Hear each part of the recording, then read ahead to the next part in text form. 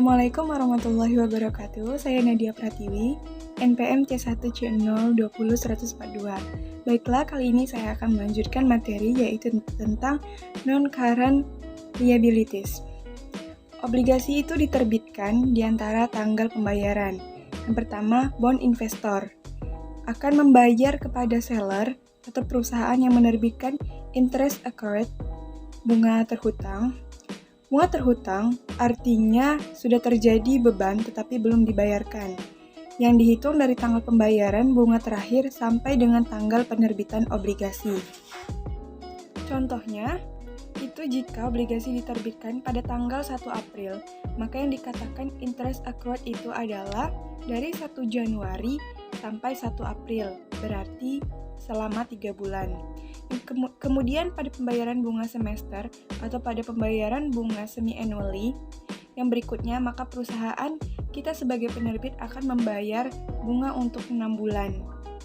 Atau dari sudut pandang bond investor, dia akan menerima bunga dari perusahaan kita itu full selama 6 bulan. Long term note payable.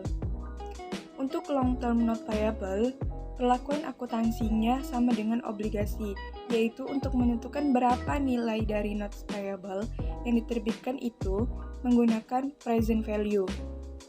Jadi kita melakukan present value itu dari dua nilai. Kita present value-kan prinsipal atau pokok utang, kemudian present value anuitaskan berikutnya bunga yang dibayarkan secara periodik. Kemudian, perusahaan juga akan melakukan amortisasi premium ataupun diskon selama umur dari notes payable itu. Adalah zero interest bearing notes dan yang interest bearing notes.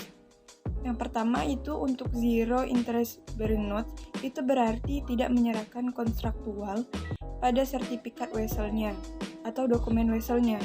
Perusahaan yang menerbitkan zero interest bearing notes maka akan dipastikan bahwa wesel tersebut adalah wesel yang diterbitkan pada tingkat diskon. Karena konstruktualnya tidak disebutkan, maka konstruktual yang bernilai 0%. Kemudian pada zero interest bearing notes akan dilakukan amortisasi selama dari wesel itu. Untuk interest bearing notes, kita harus menentukan apakah dia diskon atau premium. Caranya dengan obligasi, yaitu dengan menentukan present value. Selain itu, ada juga wesel yang diterbitkan bukan menerima kas, tetapi menerbitkan wesel itu untuk membeli suatu profit atau barang atau membayar jasa yang kita terima. Mortgage notes payable. Mortgage notes payable ini dibentuk masih dalam bentuk wesel jangka panjang, tetapi biasanya dia ada jaminan berupa profit atau aset tetap. Jadi dikatakan mortgage notes payable adalah wesel jangka panjang yang disertai dengan jaminan berupa adanya properti atau aset tetap. Biasanya mortgage notes payable itu akan ada pembayaran secara angsuran. Dari non-current liabilities. Ada 3 kemungkinan pelunasan dari non-current liabilities. Yang pertama, obligasi atau notes payable itu dilunasi tepat pada tanggal jatuh tempo. Ketika obligasi jatuh tempo dan perusahaan melunasi obligasi tersebut, maka perusahaan akan melunasi sebesar nilai nominalnya. Yang kedua, obligasi atau wesel itu dilunasi lebih cepat dari tanggal jatuh tempo, berarti dia tidak akan melunasi sebesar nilai nominalnya. Ketika obligasi dilunasi lebih cepat daripada tanggal jatuh tempo, maka perusahaan akan melunasi obligasi tersebut sebesar berapa cash yang dia bayarkan. Misalnya dia harus membayarkan atau mengeluarkan kas sebesar 105.000. Kemudian bandingkan dengan nilai tercatat dari obligasi tersebut pada tanggal pelunasan. Ternyata nilai tercatat itu sebesar 102.000. Dalam pelunasan ini, dapat kita katakan perusahaan melunasi obligasi ini akan mengakui adanya kerugian, membayar lebih tinggi nilai tercatat dari obligasi. Untuk menentukan keuntungan atau kerugian dari pelunasan obligasi yang dipercepat yaitu dengan cara memperbandingkan kas yang dibayarkan untuk melunasi obligasi tersebut dengan nilai yang tercatat dari obligasi tersebut pada tanggal pelunasan. Lebih besar yang dibayarkan dibandingkan dengan yang tercatat, maka kita mengakui adanya loss atau kerugian.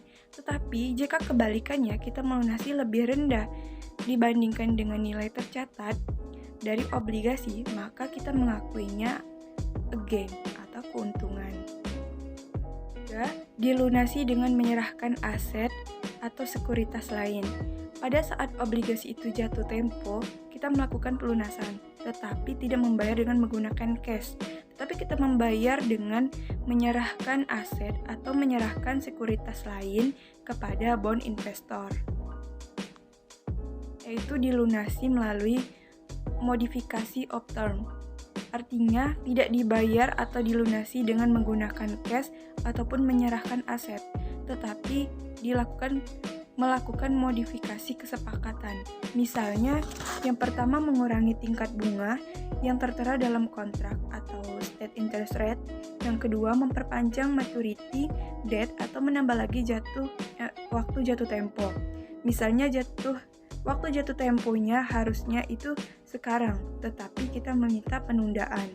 Yang ketiga, kemudian kita bisa juga dengan mengurangi face amount atau nilai nominal.